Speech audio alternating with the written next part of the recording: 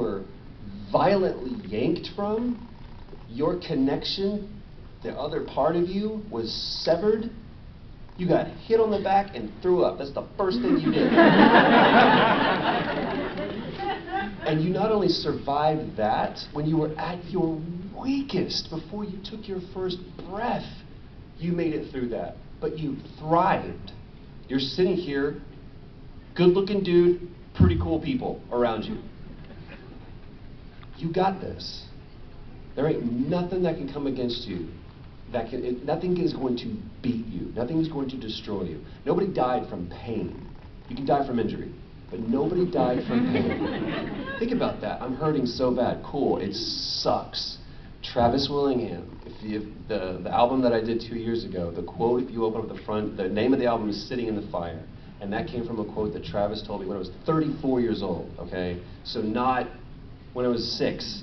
34 years old, still trying to figure stuff out. And he said, there is a fire that is burning. If you will just sit in it, it will make you better. Because it's designed to burn away all of the chaff from the wheat. It's there to make you bigger, stronger, better, faster. Okay, so it's a process, dude. I wish I could just give you a pill and tell you to take this and you'll be fine tomorrow. But I do know this, it's one day at a time, and it will not beat you. It will not beat you. It will not beat you.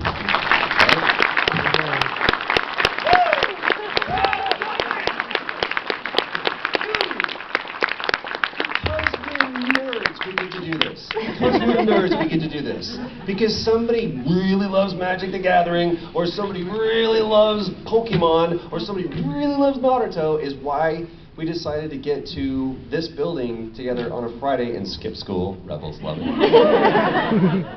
How cool is that? That's rad. Anyway, yes, Black Hand. I'm sorry, I'll get to you in a second.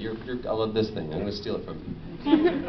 My question is about more of like the market for kind of professional side of voice acting. Yes, please bring us to the surface, because dear God. Yeah. Is it as centralized in terms of like casting agencies as, say, film is, based in LA or New York City or Vancouver or Toronto, etc.? Yeah, I mean, it's getting there, and it really depends on who you go to. Okay. There's a lot of developers that are here in Seattle, and I know a lot of times they're looking for people to help scratch stuff for them. Because they're figuring it out, and honestly, it's really expensive to get a union actor to come in even for just one session, and they're like, we don't even know if these words work, or we don't know if any talking is going to translate to the character model yet, and we're trying to do that stuff ourselves. We need someone with a little bit of experience to really kind of push the rig, as it's called. So there's opportunities that are here. Okay, Seattle's not too far away, but yeah, for the most part, as games go more cinematic, and when they want to use actors, they're going to go to the coast. They're going to go to LA, they're going to go to New York. Rockstar is based in New York. They shoot in New York. That's where they do a majority of their casting. But everyone kind of considers Hollywood the place to find actors. But I've found better actors in other places sometimes. So it just depends. Eventually, is that kind of where you wanted to go? I do both, but I mean, just might be another. Both being what? Down to LA. Stage acting and film acting. It's all acting. Yeah. It's all acting. Because what's great about games, it's the perfect marriage for it. My wife calls it film on stage, because it's the more cinematic reads or performances, but it's set in a thrust, essentially, or even more importantly, or more aptly, in the round. So there's no camera, because all the cameras, there's 64 cameras that are around you capturing your movement, and there's one on your face right here. So it's learning how to move in that environment and thrive. So there's definitely a skill set to it, but I would say keep honing your chops, and you'll know if it's time for you to make a move, because that's a big investment, and don't do it until you absolutely have to be honest with you. But if there's stuff, there's agents that are here, and if they're getting breakdowns as well, and you can always do. My first thing I auditioned for out of Dallas, Texas, and I had to fly myself to Albuquerque, New Mexico to go before the producers. So there's some times when that will require a cost, but if there's never a cost, then it's probably worthless. Yep. Yeah. Cool. Thank You.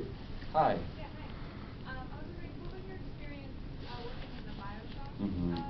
Because when they first started showing the Bioshock, they had a lot of demo trailers. Oh, yeah. Like, a lot of character interaction, a lot more, imagery. But when the game came out, it looked a little bit more slimmed down. Yes. So yeah, I was wondering how that was.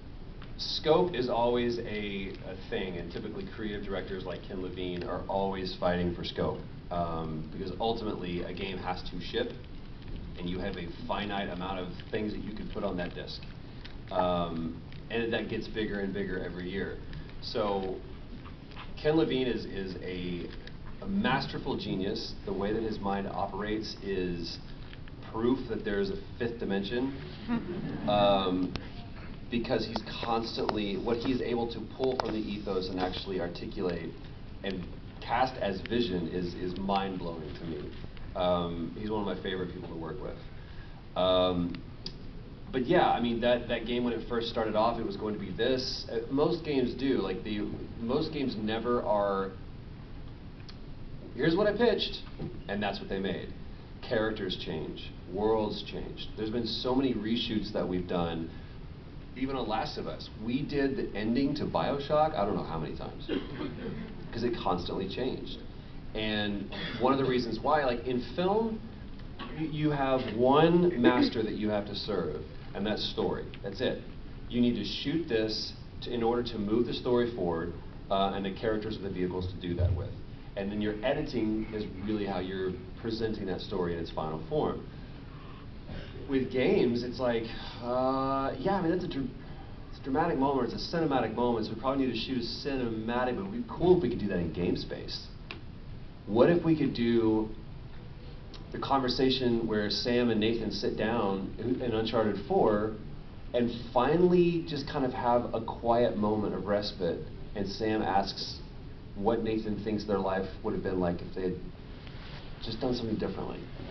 If they hadn't have gone, if they hadn't left the orphanage, they hadn't have snuck into the woman's house, they hadn't decided to do all this, if they hadn't have gone to the prison, do you ever think about how different our life would be? That's in game space. That's not a cinematic. You could completely walk past those two chairs, never sit down, and never have that experience. I've talked to so many people who are like, what are you talking about? Like, it's my favorite moment of the game, and it happens in game space.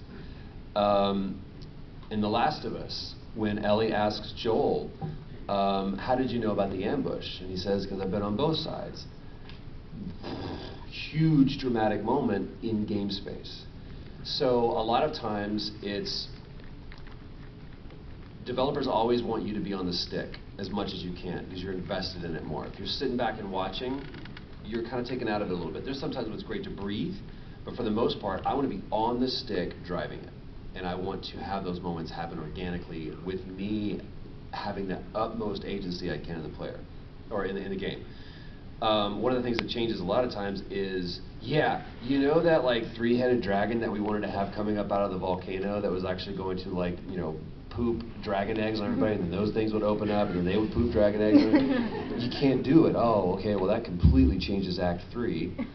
So a lot of times level design really dictates what happens. And there's some times when games are built upon critical core game mechanics that they can either put it on the disc and it'll be on the shelves at like 60%, or they could cut that entire thing and the whole production of the game goes up. So there's tons of stuff that we wanted to do in Bioshock that would have been a cool feature, but ultimately the entire game would have suffered for it. And every game that I've worked on has had that moment. There is an altar covered in blood at every developer of things that they've had to lay on and sacrifice. So, did I answer your question? Because I feel like I just went on a tangent. The dragon pooping, I started thinking about what a cool thing that would be. Because you could be like, you could be FPS if you wanted to, like, you have to shoot him out, or it could be more of like a MOBA, you have your friends, and you, whatever. I went to Overwatch land. You right there, my dear. Yes? So, The Last of Us is one of my favorite games, and the first one is, the spoilers, but it's all pretty much all from Joel's perspective. Yeah. It's focused on him. Winter is Ellie's, but yeah. Ellie's only time, and then not trying to get any spoilers, but the second one seems like it's going to be more from Ellie's perspective, focused on her. one of my other favorite video game franchises, Dishonored, did something similar, where the first one was all about Corvo, the second one focused more on Emily. So I guess, what are your thoughts on this emerging video game genre of sad dad and his... You know, I mean, it's, I look at, because people said the same thing, it was like, they drew the comparisons between BioShock and Last of Us. I almost said Last of Us 2, and I was like, I have to be very careful about that. Part 2. But they drew between BioShock Infinite and Last of Us. And to me, what that says is that you have people that are just tapped into the zeitgeist, because that's the conversation that's happening. Is, to Neil Druckmann, it was all about the relationship, and originally it was going to be something completely different, and then it just manifested itself as a father and a surrogate daughter, but not really his daughter. In BioShock, it was, ooh, he's his father, and that's your daughter. So those are convenient. They're not tropes, but they're just convenient handholds, because otherwise, how do you establish those relationships? And it's kind of like the parables. It's, you know, that we use these things to teach you a higher lesson, but these are convenient. But I don't know. I'm trying to think of any others. Like, you look at who played Firewatch. Okay, Firewatch, amazing story told completely over radios and through conversation. But I mean, God bless, that opening was like Up. Remember? When it was like, hey, we fell in love and she loves me and we had a miscarriage, she died of cancer, I'm alone. God! But I mean, Firewatch to me was the same thing. It's like, you get this guy, it's all about, it's a classic hero's journey. It's about isolation, loss, and then somebody from the outside is the one that brings you forward to the place that you want it to be. So it's really not a new trend. I just think that we're finally getting to a level of storytelling within games that we can start telling that kind of complex story. But there's nothing new under the sun. It's always going to be boy meets girl, in a sense. You understand the trope of that, right? Okay. People are like, who's Joe going to meet? Tess, she dies. Man, Annie Wershing crushed it in that. I'm just really encouraged by the level of storytelling that I'm seeing in gaming. I'm encouraged by the level of storytelling that I'm seeing through emergent and immersive gameplay. Look at Inside. You play Inside?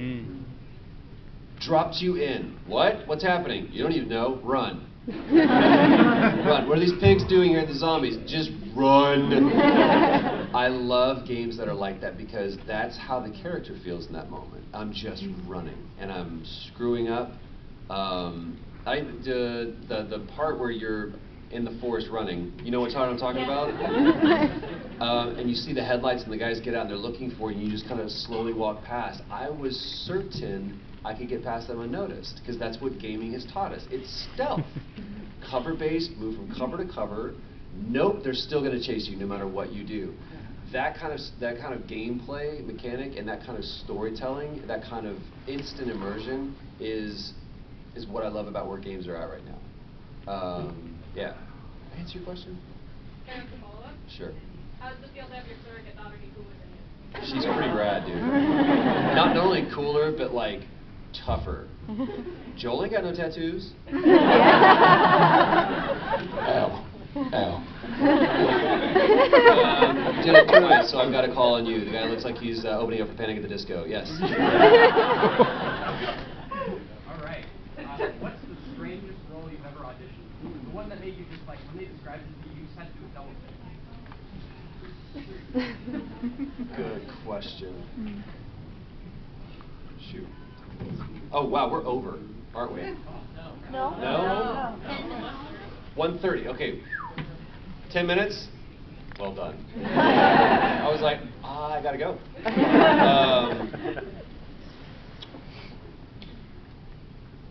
That's a weird thing, because you can go to, like, you know, creatures, but that's kind of like a convenient one. Pagan Men was fun. Pagan Men was, because I walked into the room and they're like, whatever you want to do, man.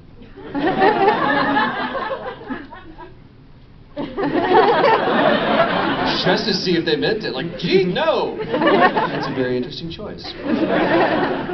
But to play the despot without making him a villain, to give the devil a heart, to be vicious and gleeful about it, but it's all to prove a lesson. It's all to make a point. That was fun. That was one of the most enjoyable auditions I've ever done. Challenging? Joker, man. I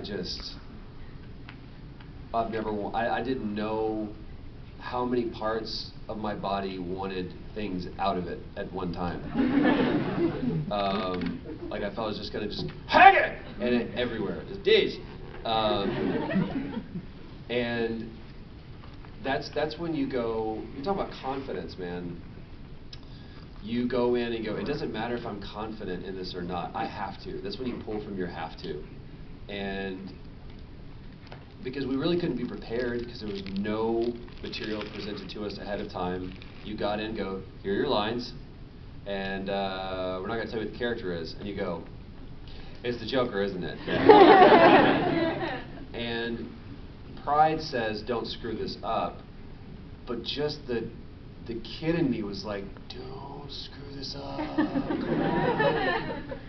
Do what you have to. And if nothing else, you can walk out of this room knowing what it sounds like. You'll get to know what you sound like doing the Joker, and you'll be like, oh, God. Hit puberty and come back and see us. And it worked out for that game, for that moment. I was not the best person who walked into that room. There's tons of people that I've heard do Joker since. I love John DiMaggio's Joker. Woo! John DiMaggio in Under the Red Hood crushed it, and it was something fresh, and it was new, and the guy's wickedly talented, and he can laugh for days. It's funny because laughing is like literally my kryptonite. It's super hard for me to do. It's a challenge for me to do. But there's other people that could just do it all day long. But every one of them, man, has their own unique challenges. I know that sounds like trite cliche, but it really is true. Every audition, and here's the thing. There's a guy named Glenn Morshower who, he's one of those guys. He's been in everything. Like he was in Transformers. He was in. He's just been in everything. Just look him up, Glenn Morshower. You'll be like, oh, that guy. But he has this great, for all actors in here, I really think this was a huge unlock for me. He said when I used to play racquetball every Friday with my best friend. And on the Friday before I got married, I couldn't play racquetball because my in-laws were coming in town. So I told my best friend, hey, can't play racquetball, I have to meet my in-laws.